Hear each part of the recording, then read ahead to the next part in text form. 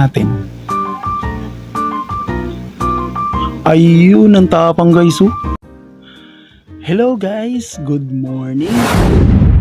So ano na pala, Happy New Year pala sa inyo. So ngayon 2025 na. So 2025 na guys, ganun pa rin. Gagamba pa rin. Kasi hanggang ngayon hindi pa rin nawawala yung mga gagamba guys. So nangunguha pa rin ako ngayon at may nakukuha pa rin ako. So nung nakaraan, yung nanguha ko pet sa 28 ng December, nakakuha pa ako ng 9 na piraso guys. So okay pa rin, dyan pa rin yung mga gagamba, kaya lang hindi na sila masyadong marami, so konti na lang, so hindi pa rin nawawala. So ngayon guys, maglalaban pa rin ako. So alam nyo naman, mahilig talaga akong maglaban ng gagamba. So sa mga mahilig lang manood dyan, so panoorin nyo ang laban na to. So ito yung una kong ilalaban guys. So yan, so ibaba ko na ng konti yung camera, baba ko na ng konti, yan, ito. So ito guys, yan. So matatagal na ng mga gagambang to. November pa to yung mga gagambang to eh. Pero okay to guys, lalaban talaga to. Magutom na kasi to eh. So ito yung ilalabas ko lang yung mga kalaban niya. Huwag na natin patagalin, huwag nang masyadong dami pang usapan. So ilabas na natin agad para mag-enjoy tayo. So enjoy tayo guys. Ito na. Laban na. Yan. Gutom na kayo eh, kaya maglabang kayong dalawa. Yan, lalaban sila. Yan. Iyon. Grabe guys, laglag agad. Ano ba naman yan, di naman nag-enjoy to. Laglag agad. Pag-enjoyin nyo naman ang mga nanonood. So, dalawang laglag na. So, pag natalo to guys, yung pag nakatatlong laglag na, lalabas ako ng isa. So ito pa sige, laban. Wala na guys. So ayaw niya na. So lalabas ako ng isa guys. Sandali lang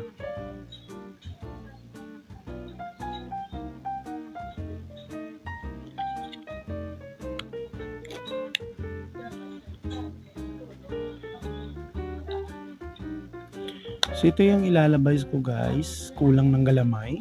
Ito yun Yan, kulang yan ng 2 galamay. So 6 lang na galamay ito guys, yung mga kalaban nito. So ito kompletong galamay. So yung nilabas kong bago, kulang ng galamay. So 6 lang. So tingnan natin. Ayun ang tapang guys. Grabe. Parang panalo pa guys yung 6 na galamay dito. Grabe guys. Ang tapang. Yan. Grabe tapang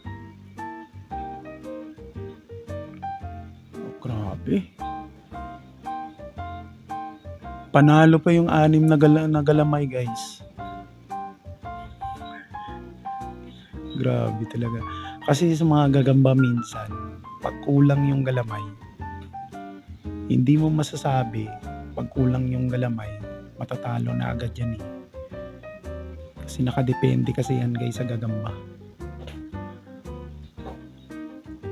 Nakadepende kasi sa kondisyon ng gagamba yan.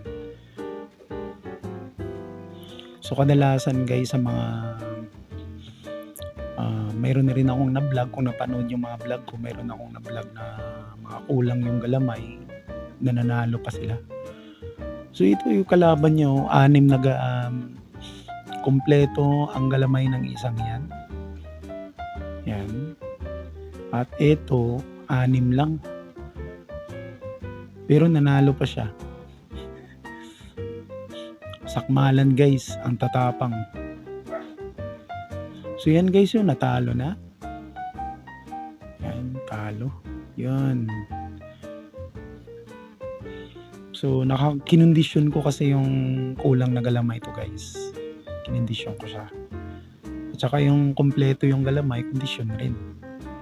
Pero hindi ako nag-expect na mananalo yung kulang ng galamay guys kasi 6 lang.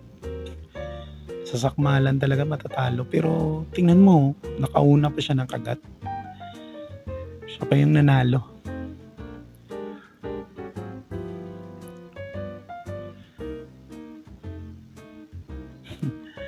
Grabe. So, yun lang guys, panalo na. So, abangan nyo yung susunod kong upload guys. Maglalaban ulit ako ng mga gagamba. Mayroon akong nakuhang mga bagong gagamba guys.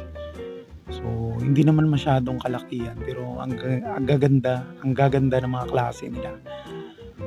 So, yun lang guys, sana nag-enjoy kayo. So, Happy New Year nga pala ulit sa inyo. So, pa-support guys sa channel ko. Mag-like and subscribe kayo.